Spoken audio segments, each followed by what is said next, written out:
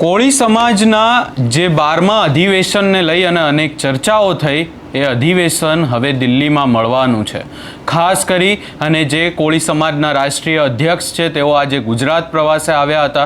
સુરતમાં જે એક મીટિંગ યોજવામાં આવી અને એ મીટિંગમાં હવે નિર્ણય લેવામાં આવ્યો છે કે દિલ્હીમાં કોળી સમાજનું રાષ્ટ્રીય અધિવેશન મળશે।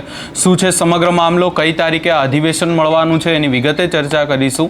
નમસ્કાર, હું છું ઉજ્જવલ અને આપ જોઈ રહ્યા છો નિર્ભય ન્યૂઝ।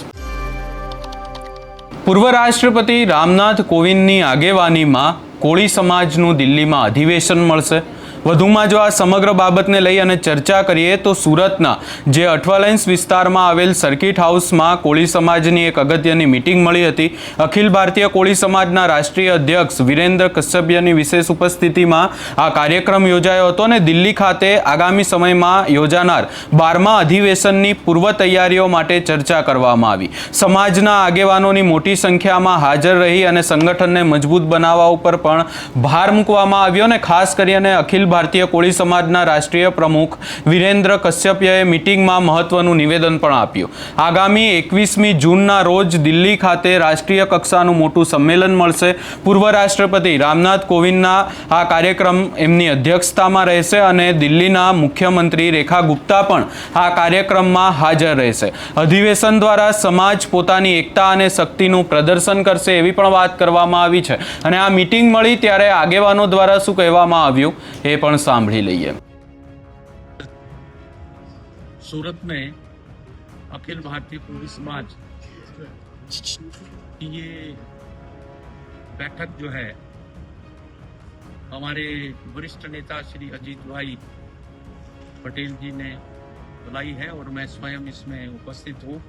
साथ में हमारे जो वर्किंग प्रेसिडेंट हैं मनु भाई चावड़ा, पूर्व विधायक श्री करसन भाई और जनकना बहन और अन्य सभी जो पदाधिकारी हैं इस जोन में अखिल भारतीय कोળી समाज के, उनके साथ एक ये बैठक हो रही है। बैठक का मुख्य उद्देश्य अभी हमारा जो 12वां राष्ट्रीय अधिवेशन है वो 21 जून को दिल्ली में जो हमारा दाल कटोरा इंडोर स्टेडियम है उसमें उसका आयोजन हो रहा है और इसके मुख्य अतिथि हमारे पूर्व राष्ट्रपति श्री रामनाथ कोविंद जी वो होंगे और साथ में दिल्ली प्रदेश की सम्माननीय मुख्यमंत्री श्रीमती रेखा गुप्ता जी, उनको भी विशिष्ट अतिथि के तौर पर हमने बुलाया है। साथ में कर्नल धनीराम शांडिल जो हिमाचल प्रदेश सरकार में जो वरिष्ठ मंत्री हैं वो भी इसमें विशिष्ट अतिथि के तौर पर होंगे। अभी अन्य नेताओं के साथ भी बात चल रही है, परंतु मुख्यतः ये जो सम्मेलन हो रहा है वो 12वां सम्मेलन है। इससे पहले 11 सम्मेलन हो चुके हैं और इस सम्मेलन में हमारा मुख्य उद्देश्य यही रहेगा कि जो आज हमारे कोળી समाज के लोग विभिन्न समस्याओं से जूझ रहे हैं और एक बात ये बताने योग्य है कि ये कोળી समाज एक ऐसा समाज है जो गवर्नमेंट क्लासिफिकेशन है जिसमें अनुसूचित जाति आती है, अनुसूचित जनजाति आती है, ओबीसी वर्ग आता है और अब तो जनरल कैटेगरी में भी ये कोળી कास्ट है।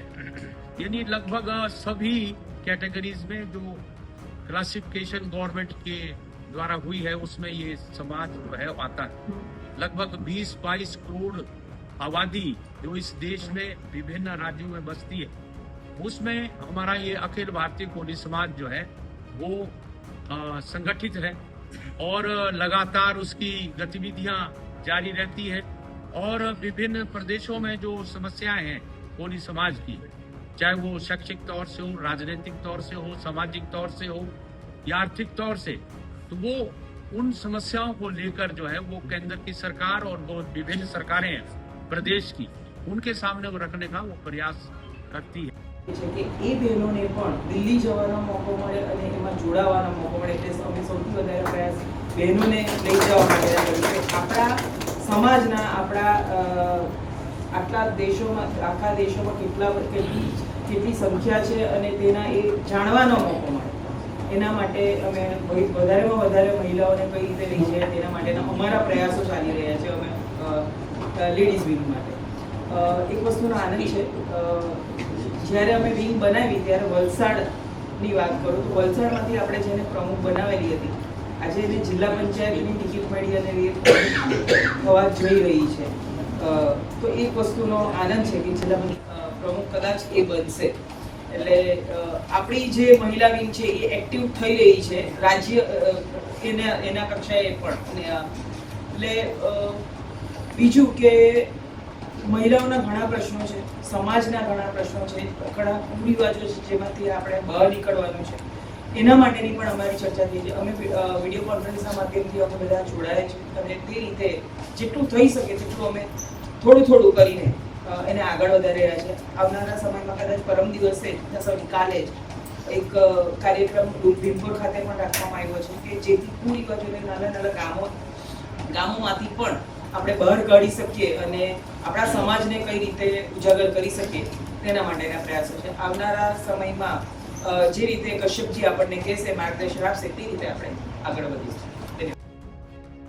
વધુમાં અહીંયા જે કોળી સમાજના અખિલ ભારતીય કોળી સમાજના જે રાષ્ટ્રીય અધ્યક્ષ છે વિરેન્દ્ર કશ્યપ, એમણે સમાજની ચિંતા કરતાં કહ્યું છે કે કોળી સમાજ અનેક પ્રકારની ગંભીર સમસ્યાઓનો સામનો કરી રહ્યો છે.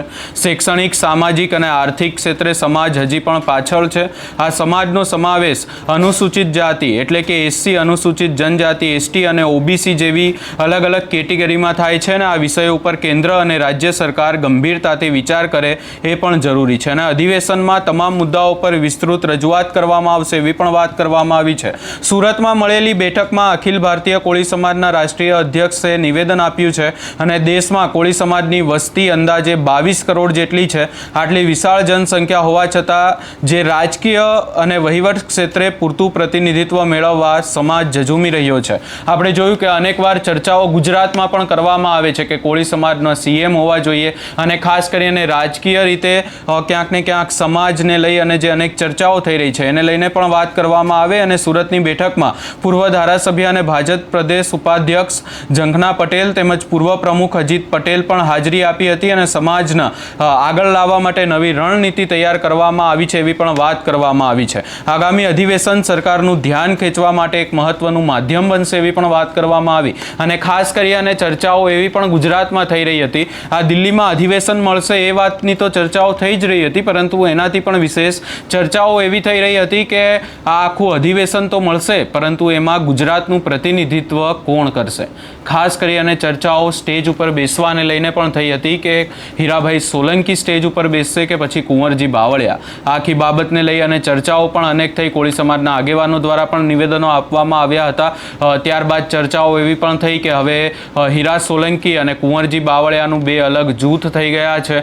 પરંતુ આ તમામ ચર્ચાઓની વચ્ચે હવે અધિવેશનની જાહેરાત કરી દેવામાં આવી છે. 21 જૂને કોળી સમાજનું અધિવેશન દિલ્હીમાં મળશે અને ખાસ કરીને સમાજના મુદ્દાઓ પણ ઉઠાવવામાં આવશે. જોવાનું રહેશે કે હવે આ કાર્યક્રમમાં શું ખાસ કરી અને જે ગુજરાતની ચર્ચાઓ થઈ રહી છે એનો પણ કોઈ હલ આવશે કે નહીં અને કેવા પ્રશ્નો ઉઠાવવામાં આવશે. આજે આખી બાબતને લઈ અને તમારો શું અભિપ્રાય છે એ અમને કમેન્ટ કરી જરૂર જણાવશો ને અમારી ચેનલ નિર્ભય ન્યૂઝને લાઇક, શેર, સબસ્ક્રાઈબ કરવાનું ભૂલશો નહીં.